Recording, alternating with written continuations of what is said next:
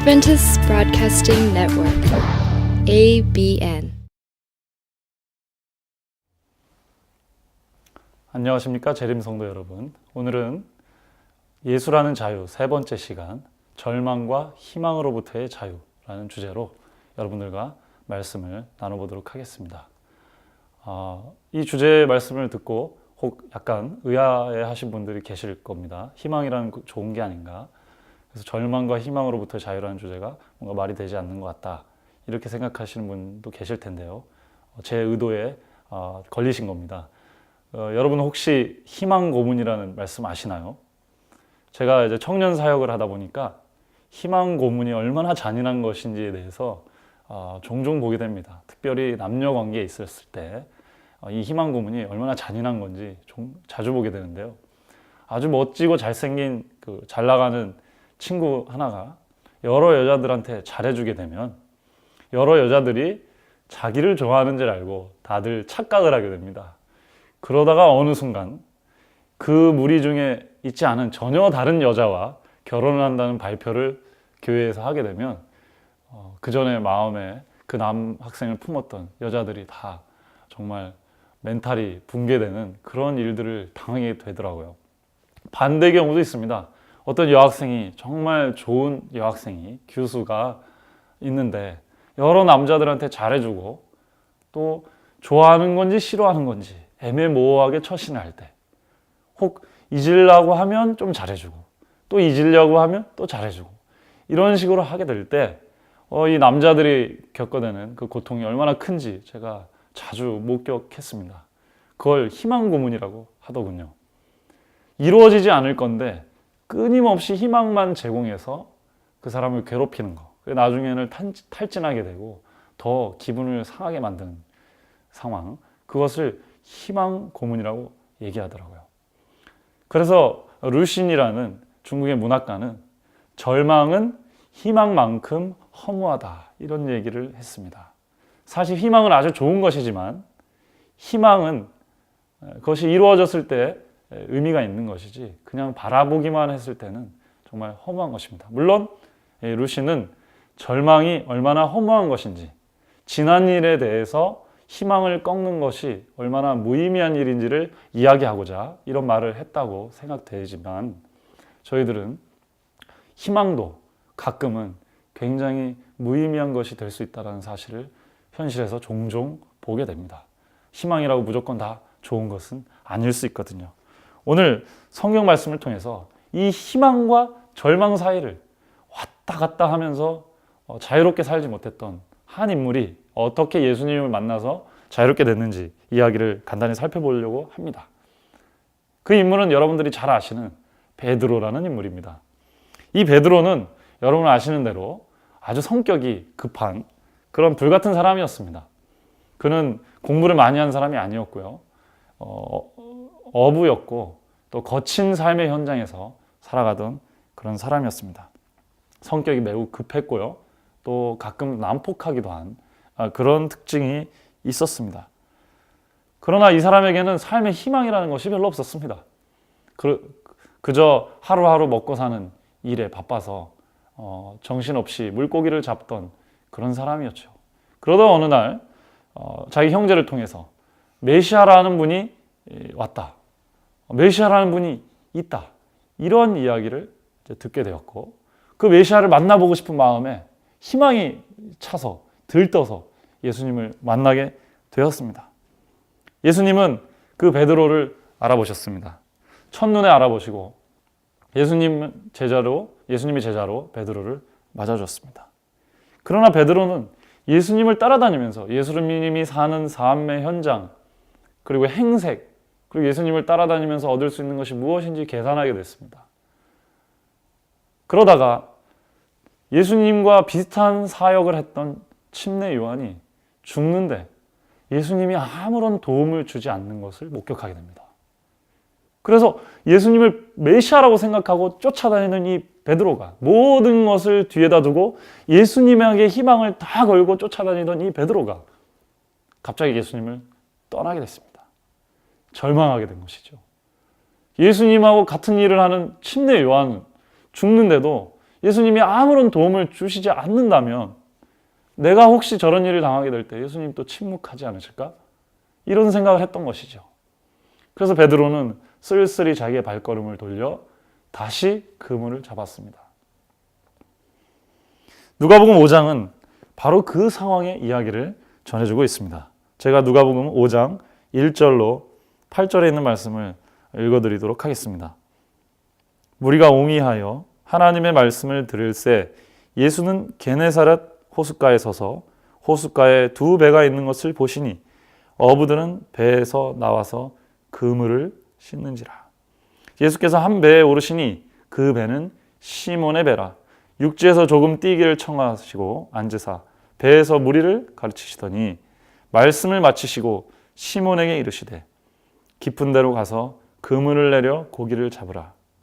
시몬이 대답하여 가로되 선생이여 우리들이 밤이 맞도록 수고를 하였으되 얻은 것이 없지만은 말씀에 의지하여 내가 그물을 내리리이다 하고 그리한즉 고기를 애운 것이 심이 많아 그물이 찢어지는지라.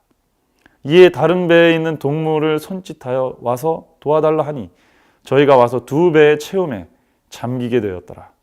시몬 베드로가 이를 보고 예수의 무릎 아래 엎드려 가로되 주여 나를 떠나소서 나는 죄인이로소이다. 여러분 이 이야기를 잘 아실 것입니다. 예수님께서 밤새 기도를 하시고 또 사람들을 가르치기 위해서 내려오셨습니다. 사람이 너무 많으니까 그 땅에서 가르치시다가는 사람들에 밀려서 큰일 나게 생긴 거예요. 그래서 육지에서 좀 떨어진 공간에서 가르치시길 원했는데 그건 배밖에 없었습니다. 예수님 아마 의도적으로 오셨겠죠.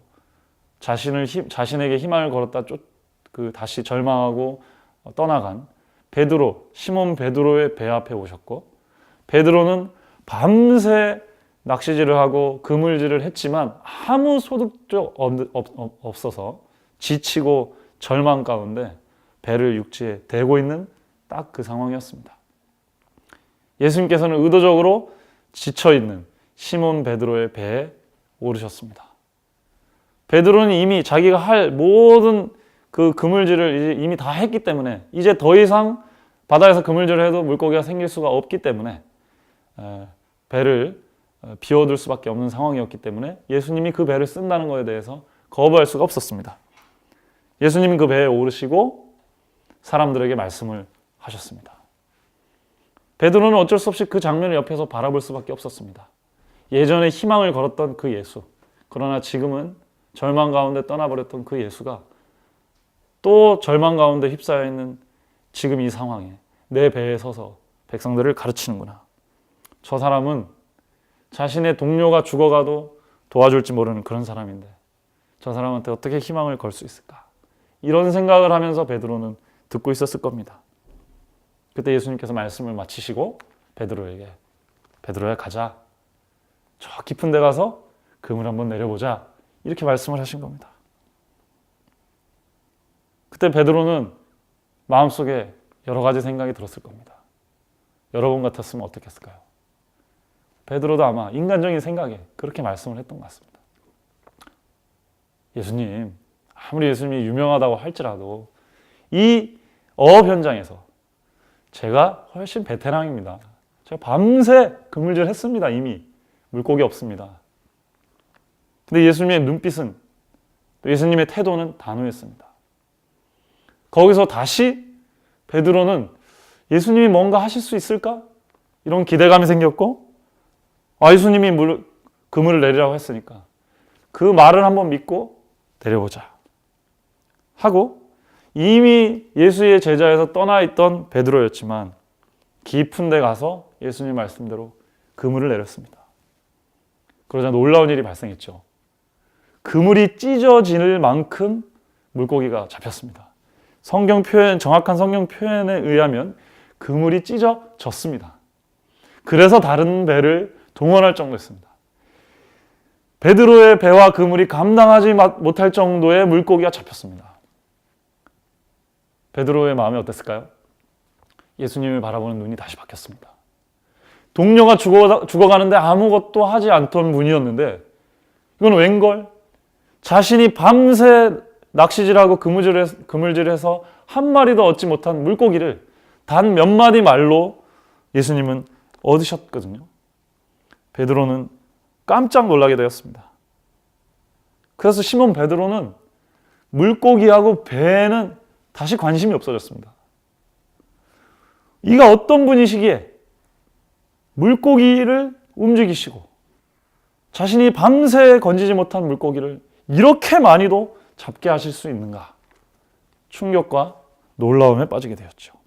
그래서 베드로는 예수님의 발 아래 무릎을 꿇고 엎드려 주여 저를 떠나소서 저는 죄인으로소이다 라고 외치고 다시 예수님의 제자가 되었습니다. 우리는 종종 사역 현장에서 이러한 일들을 많이 겪게 됩니다. 어떤 사람들이 처음 예수를 받아들여서 예수님에게 삶의 희망을 걸고 지내시다가 가끔 안 좋은 일이 생기면 다시 절망을 하시죠. 그러다가 다시 또 희망을 갖게 되고 그런 일들을 수없이 반복하게 되는 경험을 많이 하게 됩니다. 어떤 사업 프로젝트가 교회 성장에 도움이 되더라. 또 어떤 일을 하면은 교인들이 많이 늘더라.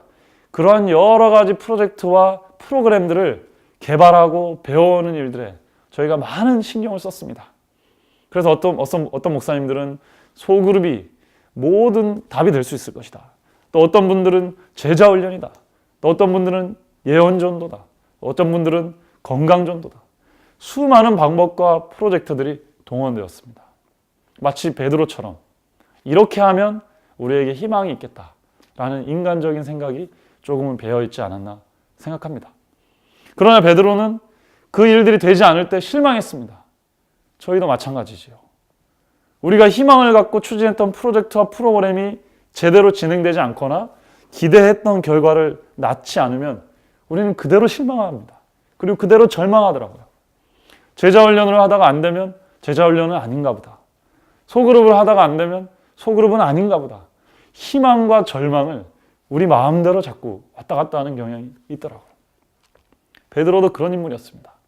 베드로는 이번 사건뿐만 아니라 나중에도 예수님을 지키기 위해서 칼을 들고 설칠 정도로 강력한 그런 열의를 보였다가도 곧 예수님이 잡혀가시는 장면을 보고 나서는 예수님을 저주하고 부인하는 그런 나약한 사람이었습니다.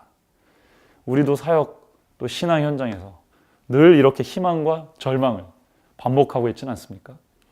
그러나 베드로는 그 희망과 절망을 반복하는 가운데서 빠져나오는 방법을 몇 번 경험을 했습니다. 그렇기 때문에 초대교회에서 베드로가 그 여러 사도들 중에서도 가장 견고한 기초, 교회의 기초돌이 되었습니다. 예수님이 십자가에 달려 돌아가시고 승천한 이후에 베드로는 섣불리 사업 계획을 발표하지 않습니다.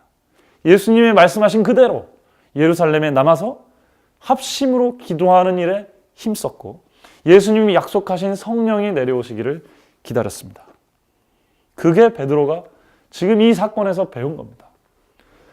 우리는 사업 프로그램에 희망하고 또 사업 프로그램에 절망하지만 우리가 희망하고 절망을 할 곳은 그런 프로그램들이 아닙니다. 베드로가 무릎을 꿇었던 것은 자신의 인간적인 희망과 절망의 대상인 예수가 아니라 온 우주를 움직일 수 있는 말씀 하나로 세상을 창조하고 통제하시는 창조주이신 예수님이었습니다. 그 예수님의 능력을 보고 베드로는 자신의 희망과 절망이 아무 의미가 없었던 것을 깨닫고 무릎을 꿇었던 겁니다. 베드로가 예수님 십자가 이후 교회의 지도자로서 굳건히 교회를 예수님 위에 세울 수 있었던 비결이 바로 여기에 있었습니다. 베드로는 쉽게 인간적인 계획으로 예수님이 돌아가셨으니까 이제 이런 프로그램을 하자, 이제 이렇게 기획하자라고 얘기하지 않고 우리 함께 무릎 꿇고 예수님이 말씀하신 성령의 능력을 기다리며 기도합시다. 이렇게 얘기하는 사람이 되었습니다. 그렇기 때문에 베드로는 초대교회의 위대한 지도자가 되었습니다. 이 경험은 구약의 욥의 경험에서도 마찬가지였습니다. 욥기 42장에 보면 모든 논쟁이 다 끝난 이후에 욥의 고백은 이것이다 저것이다 이론적인 고찰이 아니었습니다. 우리가 알 수 없는 것, 신비로운 하나님에 대해서 짧은 혀로 이렇게 저렇게 말해왔었던 걸 회개하고 뉘우칩니다. 그분은 창조주시고 우리보다 너무나 크신 위대한 분이십니다.